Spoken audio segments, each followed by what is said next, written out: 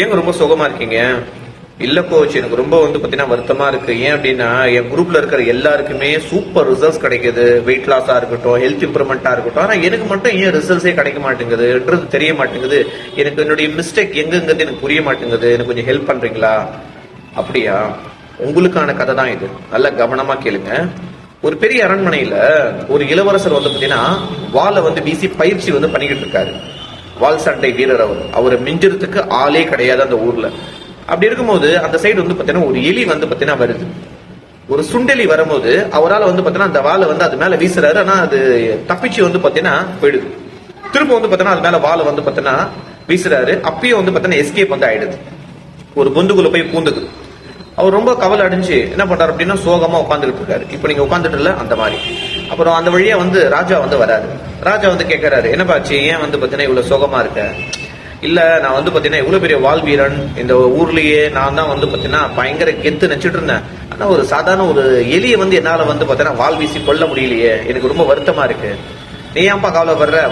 எலிய கொல்றதுக்கு வால்லாம் தேவையில்லை, ஒரு பூனை இருந்தாலே போதும்னு சொல்லி அவர் என்ன பண்றாரு அப்படின்னா அந்த அரண்மனையில வளர்க்குற ஒரு பூனையை கொண்டு வாங்க அப்படின்னு சொல்றாரு. அந்த பூனை கொண்டு அந்த எலியை பிடிக்க வைக்கிறாங்க. அந்த பூனை கிட்ட இருந்தும் அந்த எலி தப்பிச்சு அந்த பொந்துக்குள்ள போயிடுது. அதாலையும் பிடிக்க முடியல. அப்ப பாத்தீங்கன்னா ரெண்டு பேருமே சோகமாயிடுறாங்க. இளவரசனும் சோகமா இருக்காரு, ராஜாவும் சோகமாயிடாரு. அந்த சைடு மந்திரி வராரு. மந்திரி கேட்கிறாரு, என்னாச்சு? இல்ல இது மாதிரி நடந்த விஷயங்கள்லாம் சொல்றாங்க.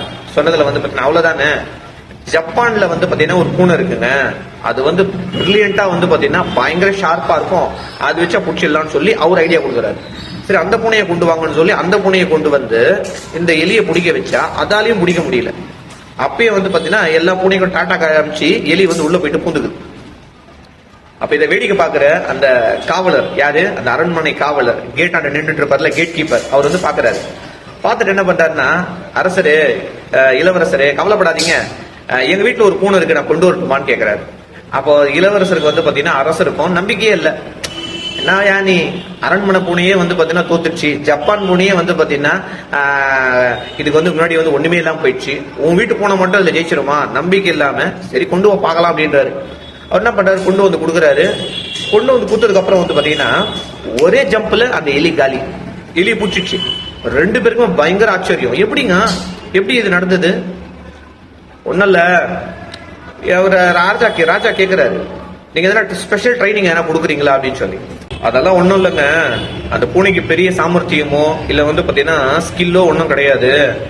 இந்த பூனை சாப்பிட்டு ரொம்ப நாள் ஆகுதுங்க, பயங்கர பசியில இருந்திருக்கு, அதான் விட்ட உடனே அந்த எலியை பிடிச்சிச்சுன்னு சொல்லி அந்த அரண்மனை காவலர் சொன்னாராம். சொன்ன உடனே அந்த ரெண்டு பேருக்குமே சுரின்னு உரைச்சது என்ன தெரியுமா? அந்த ராஜாக்கும் அந்த இளவரசருக்கும், நம்ம அரண்மனை பூனை இந்த ஜப்பான் பூனை எல்லாம் நல்லா சாப்பிட்டு கொழுத்து போயிட்டு அதுக்கு ஒரு பசி இல்லாம இருக்கு. சோ இந்த கதை மூலியமா மாரல் ஆஃப் த ஸ்டோரி என்ன தெரியுமாங்க? எந்த ஒரு வேலையை நீங்க செஞ்சாலும் அந்த கச்சிதமா அதை முடிக்கணும் அப்படின்னா உங்களுக்கு ஒரு பசி இருக்கும், உங்களுக்கு ஒரு டிரைவிங் ஃபோர்ஸ் இருந்தா மட்டும்தான், உங்களுடைய கோல் ஒரு எமோஷனலான ஒரு கோலா இருந்தா மட்டும்தான் உங்களால அச்சீவ் பண்ண முடியும் அந்த விஷயத்துல. உங்களுக்கு நடக்கல அப்படின்னா நீங்க செக் பண்ண வேண்டியது என்ன தெரியுமா?